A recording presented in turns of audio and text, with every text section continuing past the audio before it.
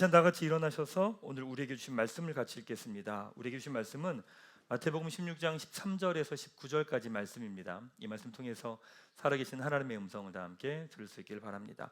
13절부터 말씀을 함께 읽도록 하겠습니다.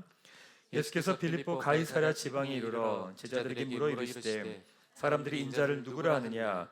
이르되 더러는 세례 요한, 더러는 엘리야, 어떤 이는 예레미야나 선지자 중에 하나라 나이다. 이르시되 너희는 나를 누구라 하느냐? 시몬 베드로가 대답하여 이르되 주는 그리스도시요 살아계신 하나님의 아들이시니이다. 예수께서 대답하여 이르시되 바요나 시몬아 내가 복이 있도다. 이를 내게 알게 한 이는 혈육이 아니요 하늘에 계신 내 아버지시니라. 또 내가 내게 이르노니 너는 베드로라. 내가 이 반석 위에 내 교회를 세우리니 음부의 권세가 이기지 못하리라. 내가 천국 열쇠를 내게 주리니 내가 땅에서 무엇이든지 매면 하늘에서도 매일 것이요 내가 땅에서 무엇이든지 풀면 하늘에서도 풀리리라 하시고 아멘. 네, 그 자리에 앉으시기 바랍니다. 가슴에 손을 대고 제가 하는 기도 따라하겠습니다. 하나님은 나를 사랑하십니다. 나는 그 사랑 안에 있습니다. 나는 하나님의 형상입니다.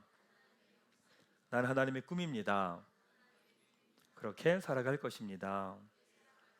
아멘. 네, 감사합니다. 지난 10주간에 걸쳐서 교회가 중요한 이유에 대해서 여러분하고 함께 나눴고 이제 오늘이 마지막입니다. 에베소서 1장 23절은 이렇게 말씀하죠. 같이 말씀을 읽도록 하겠습니다. 교회는 그리스도의 몸입니다. 그분은 교회 안에서 말씀하시고 활동하시며 교회를 통해 만물을 자신의 임재로 가득 채우십니다.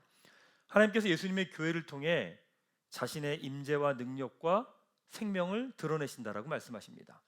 깨어져 있고 이렇게 문제가 많은 교회를 통해서, 또한 부족하고 연약한 목회자를 통해서, 또 하나님보다 세상을 더 사랑하는 여러분들을 통해서 하나님은 자신의 뜻과 생각과 마음을 이 땅 가운데 드러내신다라고 말씀합니다. 바로 이것이 교회의 고백이고 교회가 중요한 이유입니다. 사실은 이렇게 긴 기간 동안 교회가 중요한 이유를 나누려고 하진 않았습니다. 한 2, 3주 정도 교회가 중요한 이유에 대해서 나누려고 하다가 막상 계속 나누는데 교회가 이런 거구나, 교회가 이런 의미가 있구나, 단순하게 와서 예배드리고 성경 보고 뭐 교회 활동하는 게 본질이 아니라 우리 인생의 가장 근본적인 문제를 교회에서 다루고 있구나라고 하는 것들을 같이 보다 보니까 이 10주의 시간 동안 여러분을 같이 나누게 된 겁니다. 그러니까 목회자인 저도 말씀을 나누면서 교회가 이런 곳이구나. 그래서 옛날 어르신 목사님들이 교회가 세상의 희망입니다 라고 말할 땐 에이 설마 그냥 목사님들이 하는 말이겠지 생각했는데 말씀을 전하면서 정말 교회가 세상의 희망이구나 라고 하는 것들을 더 깊이 깨닫게 됩니다. 왜 그러냐? 기초가 다른 유일한 공동체가 교회이기 때문에 그렇습니다. 우리는 태어나면서부터 이해관계 안에서 태어나고 살았습니다. 그러다 보니까 가정에서도 이해관계예요. 심지어 부부도 이해관계고요, 때로는 부모 자식도 이해관계인 경우를 많이 보게 됩니다. 종종 어떤 분이 저한테 이런 얘기를 해요. 목사님, 저는요 교회 안에서 관계를 맺는 게 너무 힘들어요. 교회 바깥에서는 괜찮은데 교회 안에서 관계를 맺는 게 너무 힘들어요 그러시는 거예요. 교회가 문제가 있는 걸까요? 네, 그럴 수 있겠죠. 근데 다르게 보면 이런 겁니다. 그분은 이해관계가 익숙한 겁니다. 이해관계는 명확해요. 갑을관계가 명확하고요, 주고받는 게 명확해요. 근데 교회는 이해관계가 명확하지, 이해관계 없어요. 그러니까 갑을관계가 있는 곳에서 내가 어떻게 행동해야 될지가 명확하거든요. 내가 주고받아야 될 게 있는 곳은 명확하지만 이해관계가 없는 곳에서는 어떻게 해야 될지를 모르는 거예요. 그래서 그분은 아마도 가정에서 어떻게 해야 될지 모를 겁니다. 자녀를 대할 때도 어떻게 대해야 될지 모를 거예요. 그러니까 이해관계가 너무 익숙한 거죠. 근데 교회는 이해관계는 없지만 방향은 명확합니다. 오늘 본문에 나온 것처럼 주는 그리스도시요 살아계신 하나님의 아들입니다라고 하는 이 고백을 기초로 머리이신 그리스도를 향해 함께 나아가는 것, 그게 교회 공동체의 모습입니다. 그래서 교회는 언제나 제3의 대안을 찾아갑니다. 나는 맞고 네가 틀려가 아니라 내 생각은 이래, 근데 너의 생각은 그렇구나 확인하고 제3의 대안을 함께 찾아가는 겁니다. 제가 예전에 목회를 하면서 우리 교회 가족들하고 모여서 회의를 하고 그러면요 되게 마음이 불편했어요. 왜냐면 성도님들이 무슨 얘기를 하면 제가 회의하면서 속으로 이렇게 되뇌이면서 회의를 했어요. 뭐냐면 저 인간이 나를 공격하는 게 아니야, 이렇게 되뇌이면서 회의를 했어요. 저 인간이 나를 공격하는 게 아니야. 무슨 말을 들으면 그 말이 공격처럼 느껴지는 거예요. 근데 사실 그 사람은 자기의 의견을 얘기하는 거지 공격하는 건 아니거든요. 그 얘기를 들으면서 제가 속으로 계속 되뇌었어요. 저 인간이 나를 공격하는 건 아니야. 절대 아니야. 막 이렇게 되뇌이면서 사실은 회의를 했어요. 그러니까 사실은 이게 교회 공동체가 내 생각을 이야기하고 너의 생각을 이야기하고 여기서 제3의 대안을 찾아가는 공동체, 그러니까 머리이신 그리스도를 향해 나아가는 공동체라는 걸 미리 알았으면 목회가 되게 편했을 것 같아요. 근데 요즘 또 이래요. 어떤 결정을 내려놓고 난 다음에 후회를 하는 거예요. 고집 피웠나? 내 고집이었나? 이렇게 안 해도 됐는데 이런 후회들이 또 막 이렇게 몰려오기 시작을 합니다. 그러니까 교회는 사실은 정답보다는 해답을 찾아가는 공동체입니다. 성경은 머리이신 그리스도를 향해 자라간다고 이야기를 하죠. 그래서 교회 생활은 고집센 사람들은 교회 생활이 힘듭니다. 교회 생활이 힘들 수밖에 없어요. 교회는 뭐냐면 머리신 그리스도를 향해 자기 생각을 내려놓으면서 가는 공동체거든요. 근데 자기 고집을 붙들고 있으면 힘들고 갈등과 다툼이 있을 수밖에 없거든요. 그래서 신앙이 성장하면서 나타나는 자연스러운 모습이 뭐냐? 유연성입니다. 굳이 예수 그리스도가 구원자라는 것 외에는 다툴 이유가 아무것도 없어요. 그럴 수도 있고 이럴 수도 있는 거예요. 이야기하고 가장 좋은 것들을 함께 찾아가는 것, 그게 교회 공동체죠. 사랑하는 여러분, 교회 공동체가 함께 세워져 가면서 우리 함께 성장해 가십시다. 내 생각만 이야기하는 게 아니라 다른 사람들의 이야기를 들으면서 또 내 고집을 내려놓으면서 머리신 그리스도를 향해서 우리 함께 이렇게 자라가십시다. 그러면서 이 교회가 아름답게 성장해가는 것들을 함께 더 좋은 것들이 있구나, 더 아름다운 것들이 있구나, 그것들을 함께 보면서 성장해 가는 거죠. 우리 교회가 그런 교회로 세워지게 되기를 주님의 이름으로 축원합니다. 자, 옆에 있는 분에게 이렇게 축복하겠습니다. 그러기에 앞으로가 더 기대됩니다. 시작. 그렇죠. 또 이렇게 이야기하십시다. 앞으로 당신이 더 기대됩니다. 시작. 앞으로 당신이 더 기대가 됩니다. 그렇죠. 자, 오늘 교회가 중요한 이유, 마지막으로 다시 교회를 생각하다라는 제목 가지고 말씀 같이 나누겠습니다. 오늘 본문은 교회의 본질을 이야기하는 대표적인 말씀입니다. 예수님과 제자들이 빌립보 가이사랴 지방에서 서로 대화를 하는 이야기입니다. 빌립보 가이사랴는 황제를 상징하는 이름이 있는 화려한 도시죠. 거기서 이스라엘의 촌동네인 갈릴리에 사는 예수님과 제자들이 대화를 하고 있는 거예요. 예수님이 이렇게 묻습니다. 인자를 누구라 하느냐? 제자들이 대답해요. 어떤 사람은 세례 요한, 어떤 사람은 엘리야, 어떤 사람은 예레미야나 선지자 중에 하나입니다 라고 말해요. 예수님이 뭐라고 물으시느냐? 그럼 너희는 나를 누구라 하느냐? 라고 물으시는 겁니다. 다른 사람들이 말하는 게 아니라 너는 나를 도대체 누구라 하느냐? 라고 물으시죠. 이게 신앙의 핵심입니다. 이게 신앙의 본질입니다. 다른 사람들이 하는 이야기, 어디서 책에서 본 이야기, 설교 때 들은 이야기가 아니라 여러분이 고백하는 하나님에 대한 고백, 그게 신앙입니다. 저희 교회에는 이제 모태신앙들도 꽤 많이 계시잖아요. 또 다음 세대도 있고. 중요한 건 뭐냐면 모태신앙들이 신앙에 좋은 점이 있습니다. 뭐냐면 어릴 때부터 신앙이 습관을 갖고 자랍니다. 그러니까 어떻게 해야 된다라고 몸에 밴 습관을 갖고 자라나요. 근데 자녀 세대들에게 중요한 건 뭐냐면 부모의 신앙 고백, 그 다음에 자녀만의 신앙 고백이 필요합니다. 신앙이 문화 안에서는 잘할 수는 있습니다. 그러나 부모가 고백한 하나님 아닌 자녀가 자기가 함께 고백하고 경험한 하나님 고백이 자녀들에게 필요합니다.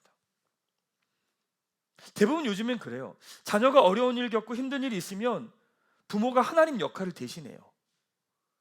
그러니까 자녀가 하나님을 경험할 시간이 없는 거예요. 자녀가 어려운 일 겪고 힘든 일이 있으면 기도하고 은혜 구하고 무릎 꿇고 하나님 앞에 나아가는 시간들을 줘야 되는데 부모가 그 여유를 주지 않아요. 부모가 바로 개입해버려요. 그러니까 아이에게 하나님이 누구예요? 부모인 거죠. 그러니까 아이가 하나님이 어떤 분이냐라고 하는 아이의 고백이 없어져 버리는 거죠. 신앙은 다른 게 아닙니다. 내가 고백하는 하나님이 어떤 분이냐라고 하는 그 고백, 여러분만이 고백할 수 있는 고백. 그래서 건강한 교회는 뭐냐면 우리 모두가 여러분만이 경험하는 하나님의 고백이 함께 모여서 교회 공동체를 이루는 거예요. 제가 고백하는 고백이 있겠죠. 또 우리 부목사님들이 고백하는 고백이 있겠죠. 성도님들이 고백하는 그 고백이 함께 모여서 주님을 향해 함께 나아가는 것, 이게 교회의 건강한 모습입니다. 근데 베드로가 이렇게 대답합니다. 16절입니다. 같이 말씀 읽겠습니다. 시작. 살아계신 하나님의 아들이시니이다. 참 베드로가 베드로답지 않은 대답을 명확하게 합니다. 베드로가 대답을 하자 예수님이 이렇게 말씀하시죠. 그건 네가 한 게 아니라 하나님이 알게 하신 거다라고 하는 이야기를 하십니다. 맞죠? 우리도 다르지 않습니다. 우리의 신앙 고백은 우리 머리와 우리의 이성으로 나올 수 없는 내용들입니다. 여러분 생각해 보세요. 2000년 전 얘기입니다. 2000년 전에 예수님이라는 존재가 있었고 그 존재가 십자가에 죽었고 부활해서 그게 하나님의 아들이었다. 이걸 어떻게 믿죠? 옆에 사람들이 하는 이야기도 못 믿는데 2000년 얘기를 믿고 있어요. 여러분 믿으십니까? 대답 잘하셔야 되는 분위기예요. 이거 믿으십니까? 아니 이걸 어떻게 믿지? 우리 이성으로 이해되는 영역이 아니에요. 그러니까 뭐냐? 하나님이 알게 하셨다라고 고백하는 겁니다. 자, 그러면서 예수님은 교회에 대한 본질 두 가지를 이야기하십니다. 오늘 그 두 가지를 나눌 텐데 교회에 대해서 다시 한번 여러분들이 생각하는 시간이 되길 바랍니다. 첫 번째 무엇이냐? 교회의 기초는 오직 예수 그리스도라는 거예요. 교회의 기초는 예수 그리스도라는 겁니다. 예수님께서 베드로의 고백에 이렇게 말씀하시죠. 18절 말씀 같이 한번 읽도록 하겠습니다. 시작. 또 내가 내게 이르노니 너는 베드로라. 내가 이 반석 위에 내 교회를 세우리니 음부의 권세가 이기지 못하리라. 예수님께서 베드로의 고백, 주는 그리스도시요 살아계신 하나님의 아들이십니다라고 하는 고백을 기초로 교회를 세우신다라고 말합니다. 여러분 교회 기초는 다른 그 무엇이 아니에요. 예수 그리스도라는 기초를 세워줘요. 그러니까 건물로 비유하면 기초가 뭐냐? 예수 그리스도고, 살의 몸으로 비유하면 에베소서 4장 13절에 보면 4장 15절에 그는 머리니 곧 그리스도라라고 말해요. 몸으로 비유하면 머리라고 비유를 합니다. 세상은요 내 마음대로 합니다. 하고 싶으면 하고 하기 싫으면 안 합니다. 23일 날인가 신문에 이런 기사가 났어요. 현직 중학교 선생님이 성인 화보집을 만들어서 판매를 한 거예요. 자신이 다니는 학교에 성인 모델을 불러다가 촬영까지 한 거죠. 심지어 모델이 되겠다는 아이에게 사진 촬영까지 선생님이 해준 겁니다. 근데 이제 언론에 나오고 뭐 인터뷰하고 딱 그러니까 그 선생님이 이런 말을 하는 거예요. 자기 인스타에 나이 제한도 걸어두었고 내가 쓰는 전화번호도 2개인데 이게 취미인데, 개인 취미인데 이게 왜 논란이 되는지 이해가 안 된다는 거예요. 이건 나의 사생활이고 나의 취미 생활인데 이게 뭐가 문제냐라는 거예요. 그러니까 내가 하고 싶은 걸 하는데 이게 도대체 뭐가 문제냐라고 하는 기사가 나왔어요. 아이들을 안 가르치는 것도 아니고 학교에 피해를 주는 것도 아닌데 이게 왜 문제냐는 거죠. 여러분 어떻게 생각하십니까? 이거에 대해서 여러분들의 생각과 마음은 어떠십니까? 특별히 진리를 인정하지 않는 포스트 모던 이 흐름 가운데 각자가 느끼는 게 진리고 느끼는 대로 살아가는 건 오히려 그게 옳은 것 같아 보이고요. 그게 틀리지 않은 것 같습니다. 왜 그럴까 도대체? 본질적으로 보면 내가 하나님이 되어 있기 때문에 그렇습니다. 내가 중심이 되어 있기 때문에 그렇습니다. 내가 기초이기 때문에 그렇죠. 물론 일상에서는 자기 중심적인 모습을 보이지 않습니다. 왜요? 보이면 나한테 손해가 생기니까, 이해관계가 있으니까 보이지 않습니다. 그런데 그 모습이 온전히 드러나는 게 어디냐? 교회입니다. 교회는 여러분한테 손해 가는 게 없어요. 그렇다고 이익도 별로 없어요. 그러니까 여러분들에게 모습이 그대로 사실은 다 드러납니다. 자기 감정 따라 살아가고요, 자기 몸을 따라 살아가는 게 교회에 다 나타납니다. 뭔지 아세요? 자기 기분 딱 나쁘면 티가 다 나요. 내 감정이 딱 상하면 내가 해야 될 일인데 안 해요. 내가 섬겨야 되는 자리인데 연락 없이 빠져버려요. 내 몸이 힘들다고요? 내가 해야 될 자리에 안 서요. 감당해야 될 책임이 있는데 외면해 버려요. 여러분 교회 기초는 내가 아니라 예수 그리스도가 기초입니다. 내가 중심이 아니라 예수 그리스도가 중심이 되고 주인이 되죠. 이 말씀의 의미를 정확히 하셔야 됩니다. 내 감정이 아니라 예수님이 우선시 된다는 겁니다. 내 마음이 아니라 교회가 더 큰 우선순위가 된다는 거죠. 예전에 어떤 집사님이 그런 이야기를 하시는 거예요. 목사님, 주일날 대표기도 순서인데 기도를 열심히 이렇게 준비를 했는데 준비하면서 한 목요일 정도 됐는데 남편하고 대판 싸운 거예요. 목요일 대표기도를 하는데 뭐 보통 그런 일 많잖아요. 저 준비하고 있는데 남편하고 목요일 대판 싸운 거예요. 그게 별 생각이 다 드는 거죠. 기도도 하기 싫고 교회도 가기 싫고. 그리고 또 어떤 마음이 드냐면 이러는데 기도하는 게 약간 이중적인 모습인 것 같기도 하고, 그리고 부끄러운 모습인 것 같기도 하고 너무 힘들었다고. 근데 그분 오셔서 기도하셨거든요. 여러분 막 생각하는 거 누구지? 누가 기도했지? 막 생각하지 마시고. 근데 그 말을 듣고 전 너무 공감이 갔어요. 매주일 설교하는 저는 늘 겪으니까. 늘 겪으니까 뭐 주중에 있었던 모든 일을 지나면서 그러고 난 다음에 앞에 설교도 되는 거야 뭐 이거를 저는 늘 겪으면서 가니까 그 말이 너무 공감이 됐어요. 시간이 지나면서 그분의 말을 딱 들으면서 그런 생각이 들었어요. 그분이 참 잘했다 이런 생각이 들었어요. 왜냐하면 자기 감정이 주인이 아니라 대표 기도의 부르심이 더 앞서 있었던 거예요. 감정이 상한 건 감정이 상한 거고 대표 기도자의 부르심에 그 자리를 그분은 지킨 거죠. 다르게 말하면 자기 감정을 넘어선 거예요. 이런 분은 어떤 상황에서도 자기 감정을 넘어설 수 있는 분이 될 겁니다. 우리 교회 가족들 그래요. 저희 교회 있던 젊은 부부들이 많으니까 주일 예배 때 늘 오던 사람들이 안 와요. 그럼 제가 보통 전화를 안 하다가 종종 전화를 하면 10중 8구는 오다가 싸운 거예요.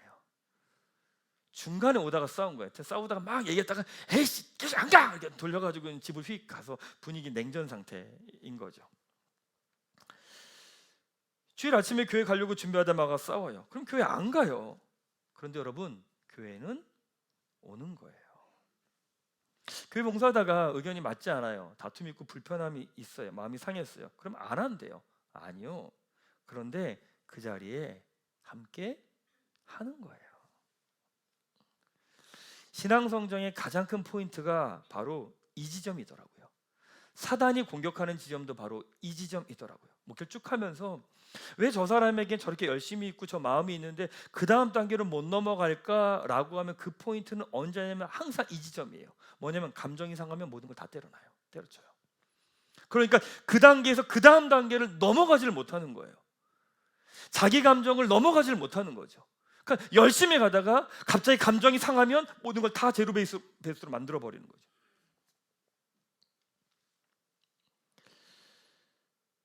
내 감정을 인정하고 이해한 후에 그 다음에 내가 해야 될 것, 나를 부르신 곳, 내가 약속한 곳, 그 자리에 서는 거예요. 신앙이 성장하지 않느냐의 포인트가요 이겁니다. 감정은 감정이고예요. 감정은 감정이고예요. 감정은 내 감정은 이 감정이고 나의 부르신 자리에 그 자리에 서는 거죠. 그것을 훈련하는 것이 어디냐? 바로 교회예요. 교회예요. 같은 맥락으로 머리이신 그리스도를 향해 함께 자라가는 것은 무엇이냐?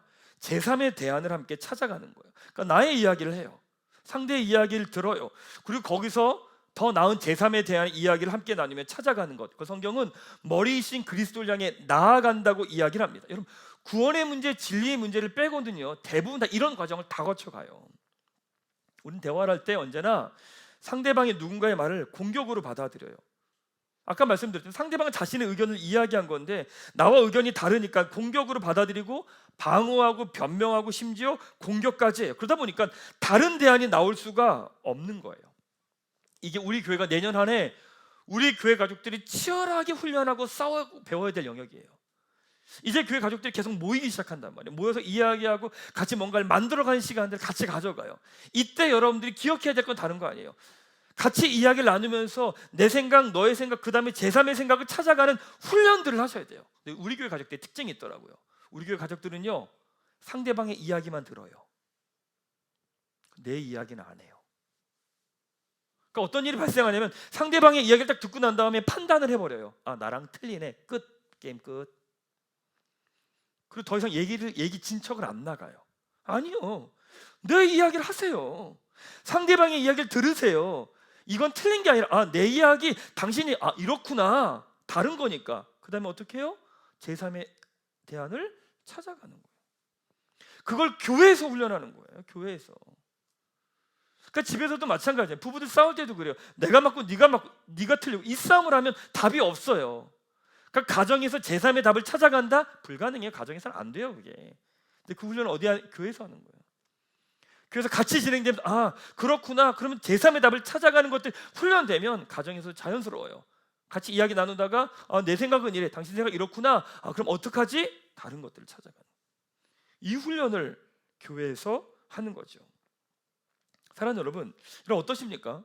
교회에서도 하나님 역할 혹시 하십니까?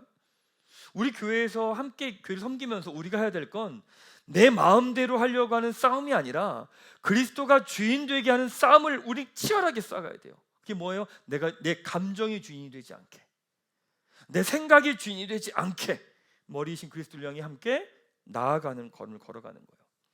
성경 놀라운 이야기합니다. 그때 어떤 일이 일어나느냐? 18절 후반부에 이렇게 말씀합니다. 음부의 권세가 이기지 못하리라. 구약에선 스올이고요, 신약에선 하데스입니다. 이걸 뭐냐? 음부라고 표현을 합니다. 여러 가지 설명이 길지만 간단하게 말하면 그래요. 음부는 죄인들이, 우리는 이제 이 땅에서 시간 안에 살아가잖아요. 우리가 죽은 다음에 어디로 가느냐? 바로 천국을 가는 게 아니라 우리 시간 안에 사니까. 그럼 주님 오신 그 중간에는 어디에 있냐라는 거죠. 라고 말할 때 죄인들은 어디 있느냐? 최종 심판을 받기 전에 갇혀 있는 구치소 같은 곳이 어디냐? 그곳을 음부라고 이야기를 합니다. 그러니까 음부의 권세는 뭐냐면 죄인의 영혼을 음부로 끌고 갈 수 있는 권세인 겁니다. 그러니까 죄인들은 어디로 가 죽고 난다면 음부로 간다라고 이야기를 해요. 주는 그리스도시요 살아계신 하나님의 아들이십니다라고 하는 기초로 교회가 세워지면, 오늘 설교를 표현하면 내 감정이 주인 되지 않으면, 내 생각이 주인 되지 않으면, 제3의 대안을 함께 찾아가면 음부가 우리를 끌고 갈 권세가 없다는 거예요. 구체적으로 표현해 보면 이런 거죠.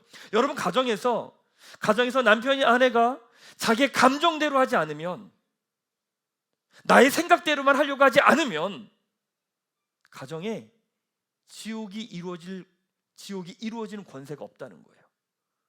지옥이 이루어지지 않는다는 거죠. 우리는 그래요. 가정은 간단해요. 그 가정에서 내 뜻대로 하면 그 가정은 지옥이 됩니다. 우리가 주는 그리스도시요 살아계신 하나님의 아들입니다 라고 하는 이 고백을 하며 한 걸음 한 걸음 걸어갈 때 사망이 우리를 향해 권리를 주장할 수 없다는 이야기예요. 교회의 고백을 이길 수 없다는 이야기죠.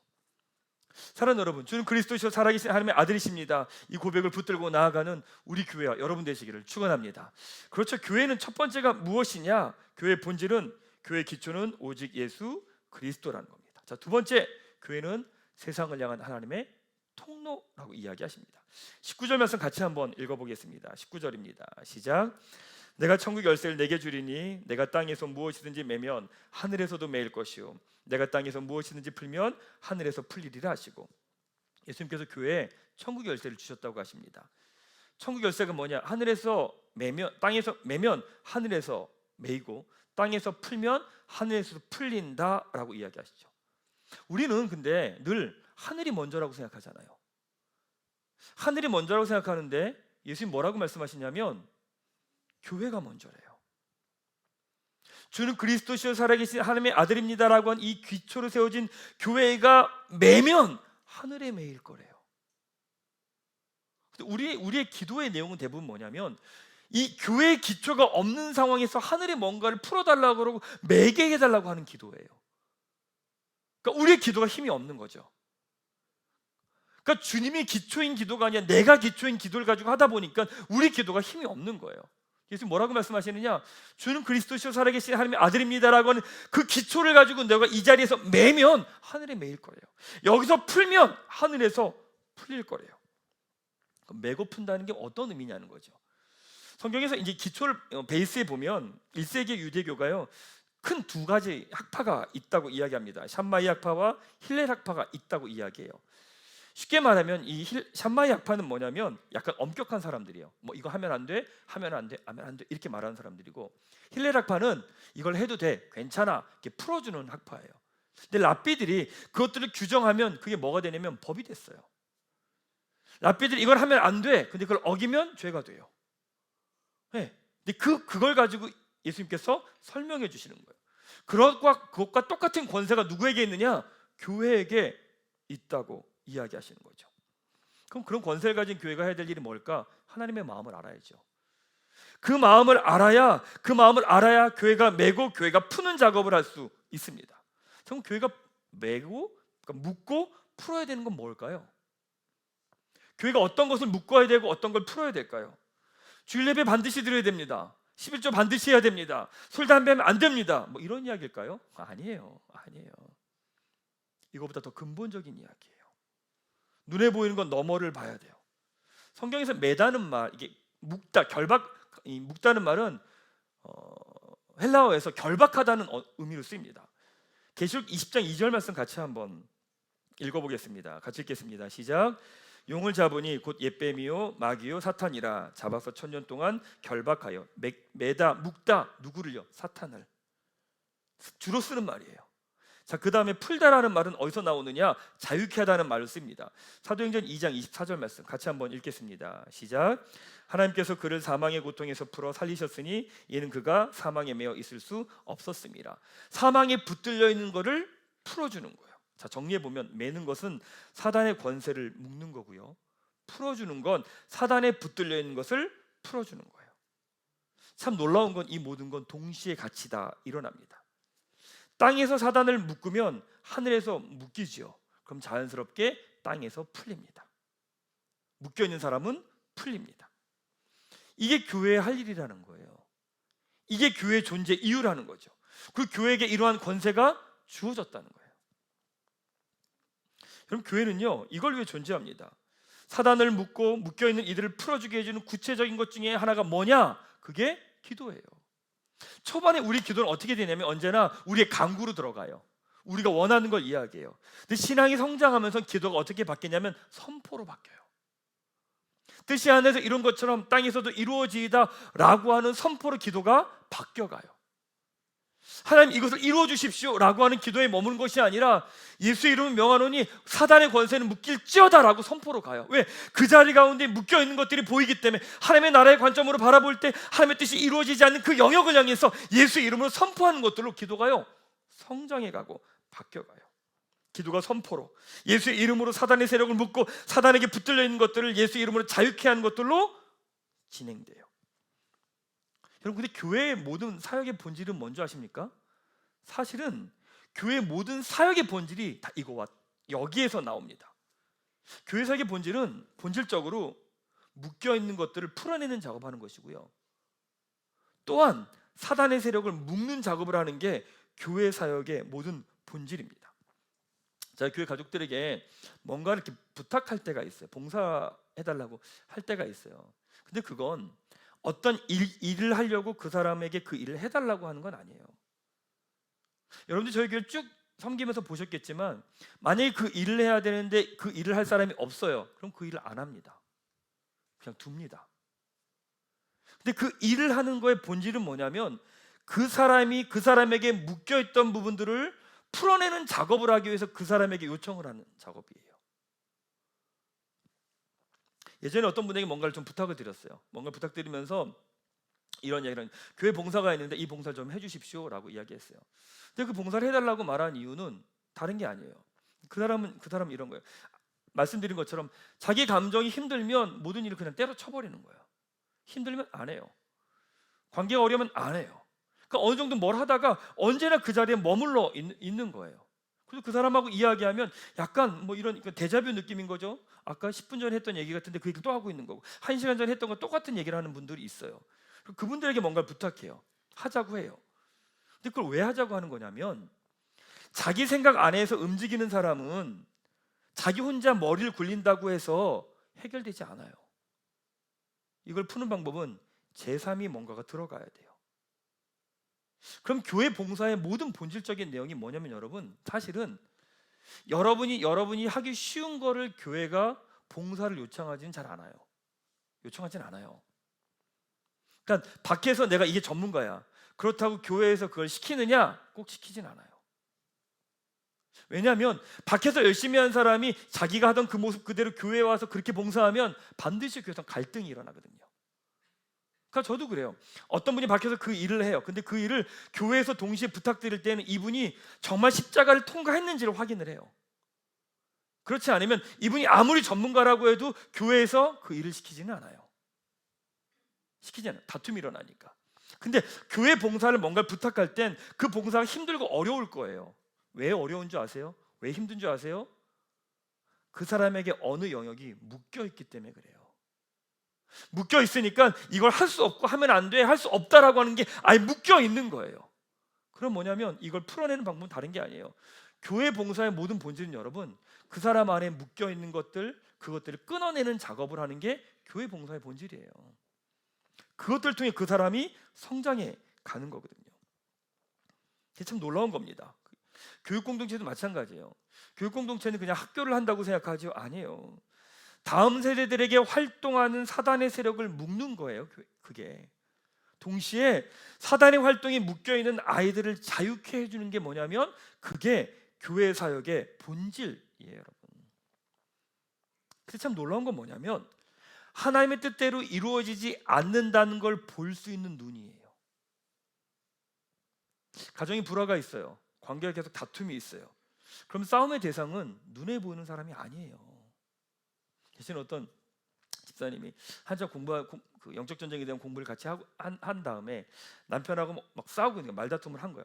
막 하고 있는데 남자 집사님하고 아내하고 같이 막 말다툼하다가 갑자기 남자 집사님이 아내를 향해서 사단아 물러가라! 이렇게 소리를 지른 거예요. 이제 아내가 막 충격받았고 난리친 거예요. 근데 사실 이제 그분은 같이 싸움을 하다가 싸움의 본질이 당신이 아니라 이 싸움은 관계를 깨트리게 하는 사단이 한다라는 게 싸우다가 인식이 된 거야. 그러니까 싸우다가 갑자기 아내한테 사단아 물러가라! 이렇게 보니까 이제 아내가 이제 상처가 받아서 막 울고 아니야 그 뜻이 아니야 그 뜻이 아니야 막 이렇게 설명을 한 거예요. 여러분, 가정 가운데서는 어디든 다툼과 불화가 있을 때 본질은 싸움의 대상은 상대방이 아니에요. 이걸 인식을 하셔야 돼요.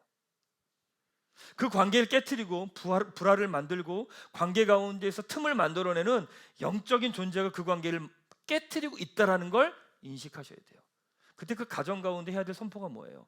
예수 그리스도 이름으로 명하노니 관계를 깨트리는 사단의 세력은 묶일지어다. 보통 이러면 아멘 하는데 다시 가정 가운데 관계를 깨트리고 관계를 무너뜨리는 사단의 권세는 묶일지어다. 이 권세가 우리에게 있다는 거예요. 그리고 그 권세로 우리를 선포할 때 하늘에서 동일하게 그것을 묶으신다라고 이야기하시죠. 사랑하는 여러분, 교회는요 이 세상을 향한 통로입니다. 그래서 하나님의 뜻과 마음이 교회를 통해 이 땅 가운데 드러나고 여러분을 통해 드러납니다. 사단을 예수님의 이름으로 묶는 거고요, 또 묶인 자들을 자유케 해줄 때 이루어지죠. 교회의 모든 활동은 바로 이겁니다. 사랑하는 여러분, 여러분을 통해 여러분이 있는 그 자리 가운데 사단이 묶이게 될 겁니다. 아멘? 네, 묶이게 될 거예요. 또 우리 교회를 통해서 이 지역과 함께하는 모든 사람들, 이 땅 가운데 있는 사단의 권세들이 묶일 거예요. 바로 그것이 교회의 부르심이에요. 여러분, 눈에 보이는 게 전부가 아니에요. 눈에 보이는 사람이 싸움의 대상이 아니에요. 영적 전쟁 가운데 우리가 하나님의 나라가 이 땅에 이루어지는 것을 방해하고 있는 사단의 세력, 가정 가운데 개인의 삶 가운데 일하고 있는 것들을 향한 믿음의 선포, 그게 바로 교회입니다. 자, 말씀을 마무리할까요? 이제 교회가 중요한 이유에 대해서 여러분하고 오늘 이제 나눴습니다. 오늘 다시 교회를 생각했죠. 교회의 기초가 그리스도입니다. 그러면 교회는 내 감정으로 섬기는 게 아니에요. 내 생각으로 섬기는 게 아니에요. 머리신 그리스도를 향해 끊임없이 나아가는 거죠. 교회는 세상을 향한 하나님의 통로입니다. 교회의 본질은 사단의 권세를 예수님의 이름으로 묶는 것이며 동시에 묶인 것을 풀어내는 공동체입니다. 교회에서 진행되는 모든 것을 이렇게 보셔야 돼요. 되게 긴 시간 여러분하고 나눴습니다. 3개월 나눴는데 교회에 대한 생각이 좀 달라지십니까? 교회를 바라보는 관점이 좀 변화가 있으십니까? 여러분에게 각자가 교회에 대해 갖고 있는 교회에 대한 경험과 생각이 있으실 겁니다. 하지만 다시 교회를 생각하십시다. 교회의 본질로부터 교회가 무엇인지를 다시 되짚어 보십시다. 그리고 그 본질을 향해서 내가 어떻게 응답해야 될 건지를 생각하며 한 걸음씩 나아가십시다. 그럴 때 우리 교회를 통해 또 여러분을 통해 여러분 가정과 직장과 삶의 자리에 하나님의 나라가 아름답게 드러나게 될 겁니다. 우리 교회와 여러분이 그런 통로가 되기를 주님의 이름으로 축원합니다. 이렇게 찬양하며 주님 앞에 나아가죠. 그렇습니다. 주님이 그리스도십니다. 우리 가정과 교회와 가정과 직장과 삶의 자리에 주님이 그리스도십니다. 주님이 왕이십니다. 이 시간 이렇게 고백하며 나아가십시다. 지존하신 주님의 이름 앞에 무릎 꿇고 경배합니다. 거룩하신 주님 앞에 절합니다. 예수가 그리스도의 힘을, 예수가 주님이심을 이 시간 함께 이 고백하며 우리 주님 앞에 나아가도록 하겠습니다.